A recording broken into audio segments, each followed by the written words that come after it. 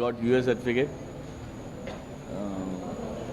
Even Kannada and Telugu రెండు లాంగ్వేజ్లో 31st release అవుతుంది. ఇషాన్ న్యూ హీరో సినిమాతో లాంచ్ అవుతున్నాడు.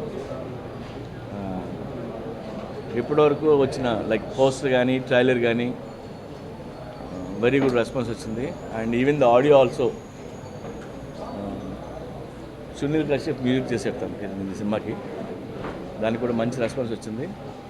రేపు 31st సినిమా రెండు లాంగ్వేజ్లో కన్నడ అండ్ తెలుగు రిలీజ్ అవుతుంది. ఈ రోగ్ అనేది ఒక క్యూట్ లవ్ స్టోరీ. ఎందుకంటే ఫస్ట్ టైం ఒక హీరోతో చేస్తున్నప్పుడు లవ్ స్టోరీ అయితే మంచిదని ఫీల్ అయి నేను చేస్తున్నాను. అది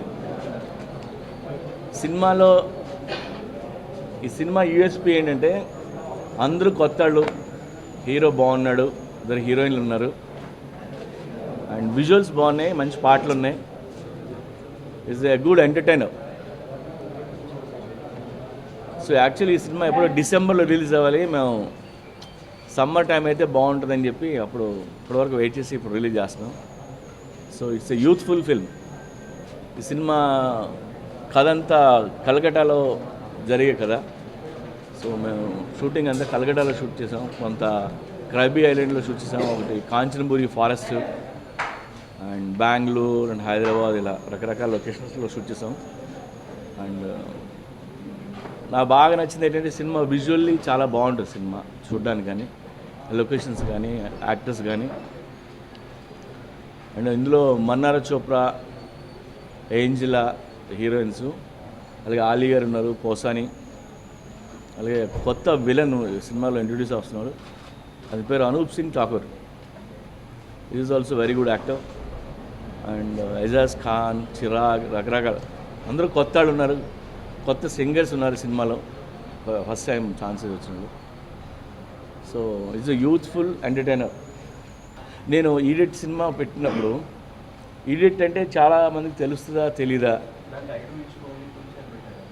నో ఈడిట్కి ట్యాగ్ లైన్ ఒక చంటిగడ్ ప్రేమ కథని పెట్టడం అంటే తెలియని వాళ్ళకి లేదా చదువుకోలేని వాళ్ళకి అట్లీస్ట్ ఆ చిన్న ట్యాగ్ లైన్ కనెక్ట్ అవుతారని అప్పుడు పెట్టడం జరిగింది. మళ్ళీ నాళ్ళ తర్వాత రోగ్కి కూడా అలాంటి ట్యాగ్ లైన్ ఎందుకు ఇచ్చి అంటే రోగ్ ఎంతమందికి అర్థం అవుతుంది నాకు తెలియదు కదా, అందుకని. సార్ ఏమో సార్, నేను ఈ మధ్యకాలంలో ఈ లవ్ స్టోరీ చేసిన లవ్ స్టోరీ ఇది. బట్ హీరో క్యారెక్టర్ కానీ ఆ రోల్ కానీ బాగుంటుంది. అండ్ తను కూడా ఫస్ట్ టైంలో అనిపించలేదు, మీ సినిమా చూస్తే అనిపిస్తుంది, మీకు తెలుస్తుంది. చాలా బాగా చేశారు.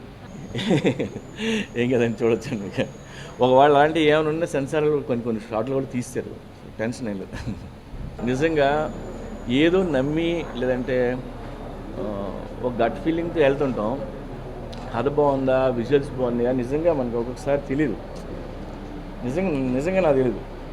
ఇప్పుడు నేను కథ అనుకుంటా, నా ప్రొడ్యూసర్కి హీరోకి చెప్తా, వాళ్ళందరూ ఎగ్జైట్ అయితే సినిమా స్టార్ట్ అయిపోతుంటుంది. ఇప్పుడు పోకిరి అంత పెద్ద హిట్ అవుతుందని నాకు తెలియదు. అంటే బాగా తీస్తామని తెలుసు కానీ రికార్డులకి కూడా వస్తుంది మనకు తెలియదు.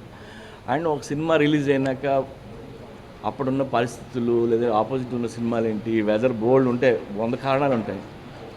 ఒక్కొక్కసారి ఆడితే ఒక్కొక్కసారి నా చేతిలో అయితే లేదు. అన్నీ బాగా తీయలేం కదా సార్, నిజంగా చెప్తున్నా, అన్నీ బాగా తీయలేం. సిద్ఫీల్డ్ అని ఒక రైటర్ ఉన్నారు, ఆయన స్క్రీన్ ప్లే ఎలా రాయాలి, స్క్రిప్ట్ ఎలా రాయాలి, అందరికీ సబ్కా బాప్ అనమాట. హాలీవుడ్ అంతా అతన్నే ఫాలో అవుతారు. ఆయన స్క్రీన్ ప్లే మీద బుక్ రాశాడు, నేనే చదివాను, చాలామంది చదివారు. సో అతన్నే ఫాలో అవుతుంటాం. ఆయన 2 కథలు రాస్తే 2 సినిమాలు ఫ్లాప్. సో అది మన చేతిలో ఉండదు. థియరీ వేరు, ప్రాక్టికల్ వేరు. ఇంక చేసుకోండి, నేను వేరే పనులకు వెళ్ళిపోతాను.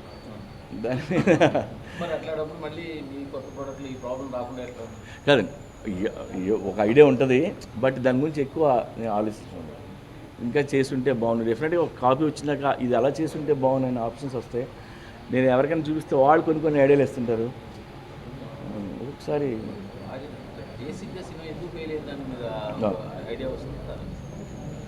ఎన్ని వచ్చినాక ఇంక ఫెయిల్ అయిపోయినాక ఇంకేం చేస్తాను సార్.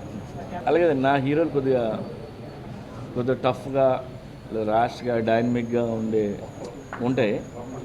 అవి ఆల్మోస్ట్ తెలియకుండా వాళ్ళు ఏ క్యారెక్టర్ ఉన్నా, వాళ్ళు పోలీస్ ఆఫీసర్ ఉన్నా, రౌడీ ఉన్నా, లేదంటే నేనేం తెలియని క్యారెక్టర్ ఉన్నా ఉంటాయి. ఆ క్వాలిటీస్ అయితే ఉంటాయండి.